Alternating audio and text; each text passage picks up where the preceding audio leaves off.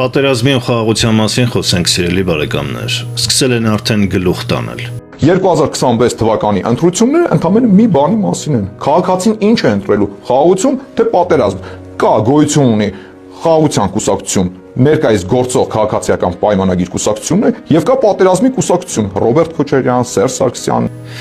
Դուք կվստահեք մեկին, ով արդեն 2 անգամ ձեզ խաբել է ու մեծ վնաս փորձանքներ բերել։ Օրինակ, ում պատճառով կորցրել եք ձեր մի ձեռքն ու ոտքը, երեխաներին ու ձեր սեփականության մի մասը։ Իհարկե ոչ։ Հետևաբար ինչպես եք մի ամբողջ երկիր վստահում։ Սա քաղաքական հարց է։ Դուք կվստահեք 3-րդ անգամ մի վարորդի, ով ձեզ խոստացած ճանապարհից շեղված ամեն խաչմերուկին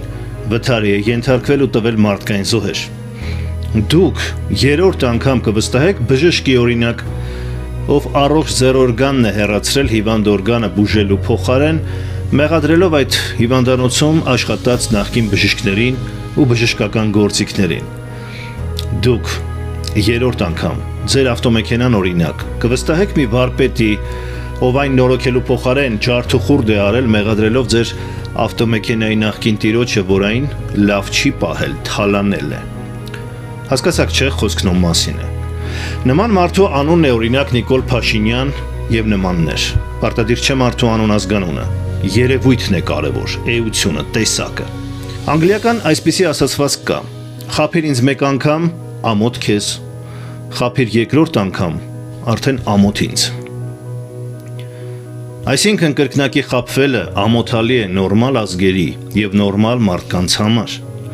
Մեծ ֆիզիկոս Էյնշտեյնն էր ասում. խելագարությունը նույն բանն անելն է կրկին ու կրկին եւ տարբեր արդյունք սպասելը։ Նա բերել է պատերազմ ու պարտություն, ուրեմն սպասեք նույն արդյունքին։ Ով անցյալը չի հիշում, դատապարտված է այն կրկնելու։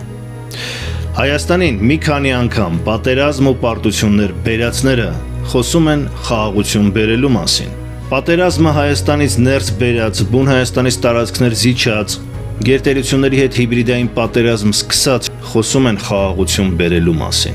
Դա բավական չէ, թմբուկներով էլ տոնելով ծաղրում են մի ամբողջ ժողովրդի։ Հասկանում եմ, լավ այլընտրանք չեք տեսնում, վախենում եք նախկինների վերադարձից, բայց նախկինները չեն էլ հեռացել է, պարլամենտում են։ Դա Հայաստանի թիվ 1 իշխանական մարմինն է։ Բիզնեսներ ունեն, պետական տենդերներ են շահում։ Նրանք իշխանության մեջ Նիկոլի կողքին են։ Եթե նախկին կոչվածներին էլ եք մեղադրում, որի հիմքը ունեք իհարկե, ուրեմն պետք է մերժեք նախկիններին էլ սրանցել, որ արդեն նախկին են դարձել ու նախկինից էլ նախկին իրենց ցոփ ու շվայտ անհոգ կյանքով ձեռք բերած թանկարժեք ավտոմեքենաներով, բնակարաններով։ Հայաստանում վերին շեմով աղքատ է արդեն ավելի քան բնակչության 40%-ը։ Պետական պարտքը մոտենում է վտանգավոր շեմի։ Հանցավորությունն ու թմրամոլությունը պատմական ռեկորդներ են սահմանում, այլևս նախկինի նման անվտանգ չէ Երևանում գիշերը զբոսնելը։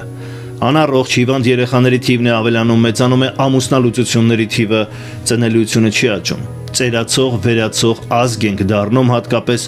այսքան զոհերից հետո, բայց սրանք թմբուկ են խփում։ Արդեն պարզ է չէ, որ սրանք նոր փորձանքներ են բերելու։ Հայաստանին պետք է նոր հեռանկար, սիրելի բարեկամներ, պետք է պատմության աղբանոց նետել նախկինների ու Նիկոլի Հայաստանին ոչ մի օգուտ չբերած ձևական պայքարը։ Այդ կեղծ պայքարից միայն նրանք են հարստացել ու անհոգ ապրում,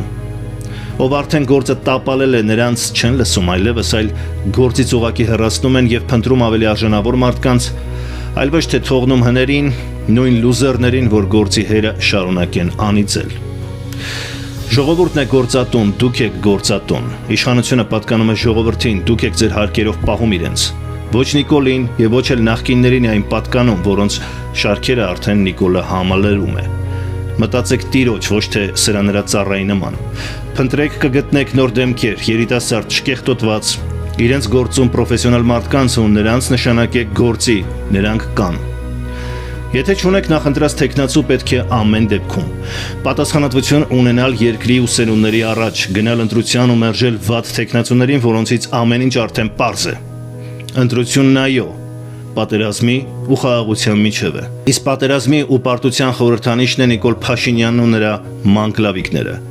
Վստահել նրանց, Կրկին կնշանակի արտոնել նրանց, բերել նոր պարտություններ, անկլավներ, ադրբեջանցիների վերադարձ, անկախության հռչակագրից հրաժարում, ադրբեջանահաճո սահմանադրություն, միջանցք, վերջապես տնտեսության ու կառավարման հանձնում ադրբեջանա-թուրքական ընկերություններին արդեն խոսում են, չէ, Ադրբեջանի հետ միասնական էներգետիկ համակարգ ստեղծելու մասին բացահայտ են խոսում։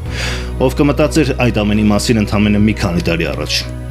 Այս ամենը դեռ առջևում է, երբ Հայաստանում հայերը դառնալու են ադրբեջանա-թուրքական բիզնեսների աշխատողներ, նրանց շահերը սպասարկողներ, Մեղրիից մինչև Իջևան։ Երրորդ անգամ Նիկոլենց վստահողն ու ընտրողը ընտրելու է Հայաստանի արժանապատվության, պետականության դեմ ու Հայաստանի պարտության ստորացման օգտին։ Այո, ընտրությունը շատ հստակ է։ Խաղաղությունը միայն ուժեղների մենաշնորհն է, ովքեր իրական խաղաղություն ու հարևանների հետ ճիշտ գործընկերություն կհաստատեն, բայց օտարի առաջ թուլացողների ու հաճույք ստացողների համար, ինչպիսին են այսօրվա Հայաստանի իշխանությունները, նախատեսված է միայն հարճի ճակատագիրը։